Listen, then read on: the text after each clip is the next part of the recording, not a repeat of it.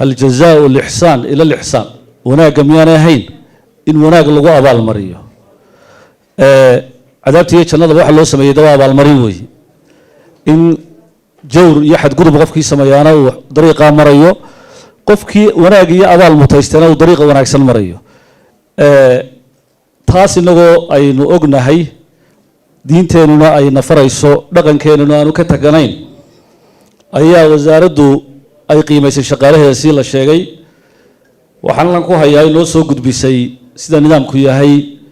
30 shaqaale ah walow halkan 24 ku yaala waxaan filayaa mara waa kuwa wasiirkii wasiir ku-xigeenku xagga dambe ay kaga soo dareenay abaal mariyeen halkan waxaan ku hayaa 24 waaxda qiimayntu ii soo gudbisay oo habkan u wada shaqeynaa shaqaalahaasi waa shaqaalaha ugu dadaalka badnaa waaxyaha waxda telefishanka waxda idaacadda waxda maareynta cududa shaqaalaha waxda qorsheynta iyo statistikada waxda maamulka iyo xisaabaadka waxda wada xiriirka wada shaqeynta xiriirka qaranka waxda dawan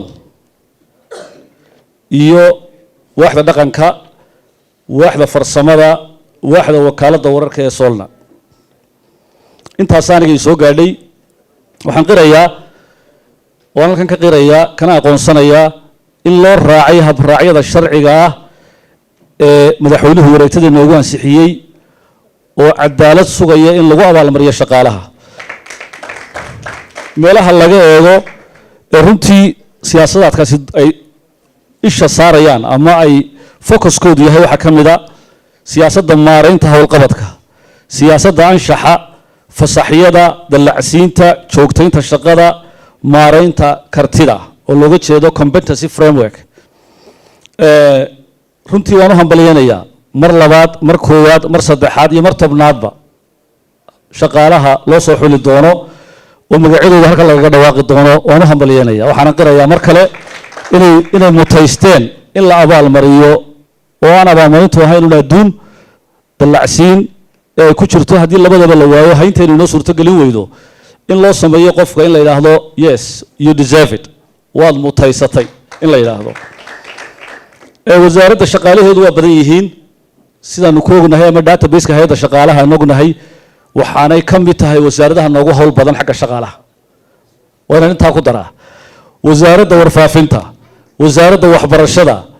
iyo wasaaradda caafimaadku saddexda wasaaradood ee noogu howl badan bay ka mid yihiin boqolkiiba aan idhaahda 60 iyo dheeraadna waxa jooga shaqaalaha dawladda marka loo qaybiyo boqolkiiba 60 baa saddexda wasaaradood jooga macnaheedu waxa weeye miisaaniyadda ugu badan qarankeenu miisaaniyadda wuxuu ku bixiyaa boqolkiiba dhowr iyo 50 baa ku baxda miisaaniyadeena guud shaqaale adduunka danu saasi ma jiro waayo qofka shaqaalahay wixii uu qaban lahaa haddaan loo samaynin oo developmentka aan loo samayn horumarkiisa iyo shaqadu qabanaya haddaan miisaaniyad loo qoondaynin oo boqolkiiba 50% miisaaniyadeena ku baxayaan shaqaale mushaharuna culayska xukuumadda saaran waa garan karaysaan taasina waxay ka turjumaysaa runtii duruufta shaqo la'aaneed ee dalkeena haysato waynu ku khasbannahay inaynu wax isu dheelitirno marka waxaan oran lahaa wasaaradaha runtii saddexdaa wasaarad aan isha ku hayna ka mid tahay waxaan ogoo kale marka la yahay shaqaalaha ku-meelgaarka ee sanadkan la suulinayo iyo la shaqaaleynayo waxay ka mid tahay wasaaradaha ugu shaqaale ku-meelgaar badan marka runtii waxaa kaloon ogahay shaqaalaha wasaaraddu halkan markuu ka hadlayay xidhiidhiyuhu wuxuu yidhi shaqo badan oo shaqo adag bay qabtaan hay'adda shaqaaluhu warbixinaha soo gaadha xafiiskayga waxaan ogahay shaqaalaha qaar inay shaqeeyaan 7 cisho maalin haddaanan qaldanayn marka waxaynu u baahannahay inaynu caqligeenna tamarteenna awoodeenna maadaama aan hagrasha jirine xukuumaddu ayna tahay runtii siyaasadda madaxweynaha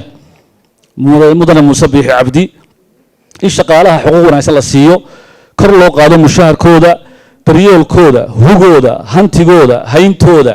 iyo howlqabadkooda iyo tayada aqoontoodaba kor loo qaado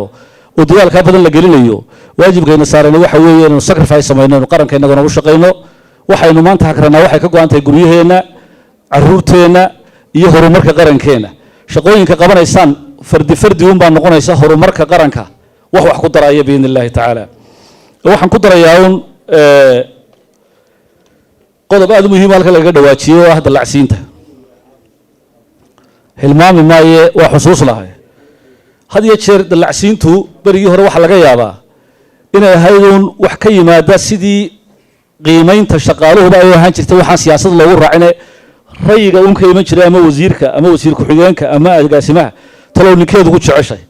talow keebaa kugu gacan maxaan ku dhahdaa adeeg wanaagsan shaqaalihee kugu dhegan nugun waa laga yaabaa in saa wax loo qiimayn jiray iminka waxaynu u raacnaa habraacyadii siyaasadaha si sharciga ahaa ee aynu dejinay baynu u raacnaa oo kulley cadaaladda nagu sii dhaweynaya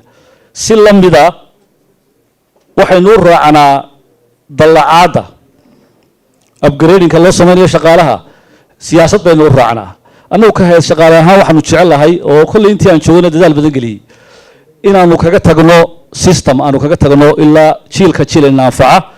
oo inagu suga inaynu dalkeenana ku horuman karayno cadaaladana ku sugi karayno maxaan ku dhahdaa dadkana abaalmarin iyo horumarin iyo anshax marin ba ay ku heli karayaan siyaasadda dalacsiintu asbaabaa ku jira qofka loo dalacsiiyo waxaa ka mid a qofku sanadkii hore hadduu dallacay after 2 years 2 sano kadib wuu dallici karayaa siyaasaddu taasay ogoshay marka haddii sanadkii hore lagu dalacsiiyey waayo miisaaniyadda loo qoondeeyo dee haynteenna ayay wax waliba ku xidhan yihiinoo waxaa laga yaaba wasaaradda maaliyaddu inay wax yar soo darto oo idinkoo 700 oo qof joogaan baa laga yaabaa 15 qof ama 20 qof waa drop in ocean waa dhibic bad lagu dhex tuuray marka yaa la anshax marinaya marka waa in siyaasaddu ay sugtaa inay noqoto waddo loo sii maro oo iyo xakame lagu ilaaliyo inay u soo dhowaadaan cidda ugu dhowee xaqa u mutaysatay waxaan oran lahaa marka 2 sannadood qofku hadduu sanadkan dallacay 2 sano kadib inuu dallacaya kuwii kaloo xaq siinaya sidoo kale aqoontiisa by merit and qualification baa leegayaa aqoontiisa wuxuu kobciyey dadaalku sameeyey waxa qayb ka ah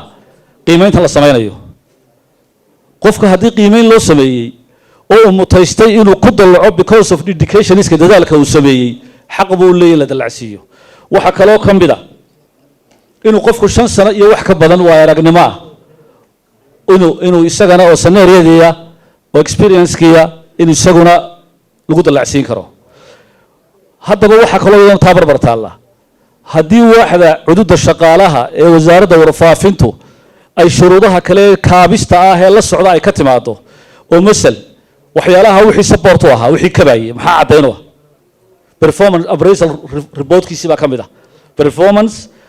warbixinta howlqabadka ee qofka dallacaya baa ka mid ah ID-giisii baa ka mid ah waxyaalihii kale aqoonsiga iyo shahaadooyinkiisii wixii kale kaabis ahaa baa ka mid ah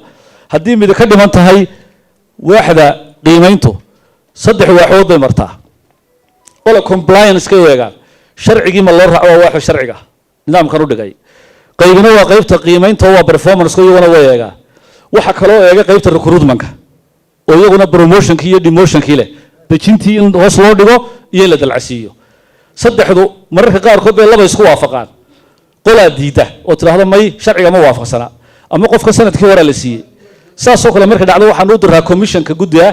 oo judgment-ka u dambeeya leh waxaanu intaa uga jeednaa in cadaalad la sugo haddaba haddii qaarkii waayeen u malay maayo xagga iyaga xagaldaaciye inay ka tahay cadaalad darree waa wax uun ay wax ka dhiman yihiin oon loo soo dhammaystirin shuruudihii loo baahnaa ee waxaan jeclahay inaanu annaguna eegano on dib u eego calina waa kan fadhiyaa agaasime ku-xigeenkii waaxda qiimayntu agaasimihiina waaxda cududda shaqaaluna waa fadhiyaa waa isla eegaynaa sanadkan kolley waxbaa idinku jira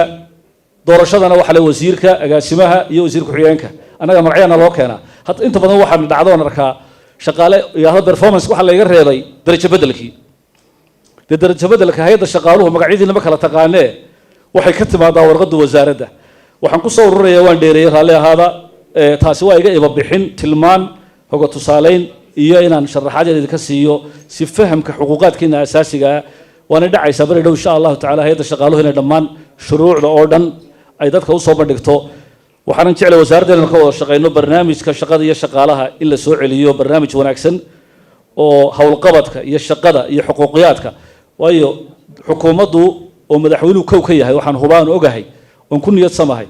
inay dadaalka ugu badan gelinayso inay hadday guryeentay hadday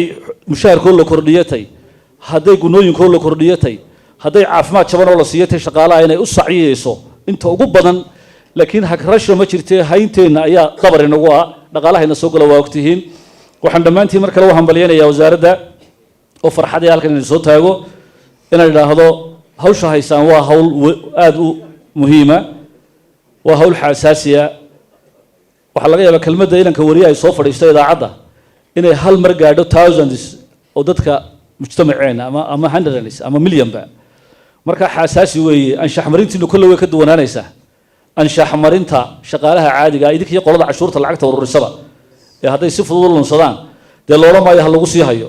inanka wariyahayna hadduu si kelmad qaldan sheego idhaho maanta dalka waxaasaa ka dhacay waxaan jirin dee lagu sii hay maayo inuu mikrofoonka haystee lanala sugi maayo hay-adda shaqaalehe waa in tallaabo laga qaadaa marka waxaan jeclahay anshaxa wanaagsan ee saxaafadan aan ilaalino tanna waxay inagu toosinaysaa dariiqa wanaagsan ee cadaaladda ilaahayna waxaan ka rajaynayaa qarankeenu inuu hana qaado innaga iyo carruurteennay faa'iido u tahay jiilba jiil buu bedelayaa inta maanta abaalmarinta la siiyana waxaan leeyahay hambalyo inta aanay u suurtogelinna waxaan leeyahay dadaalkaasunbaa kordhinaysaan sanadka dambe insha allah ilaahay nolol iyo nabad haysuusin gaadhsiiyo asalaamu calaykum waraxmat ullahi wabarakaatu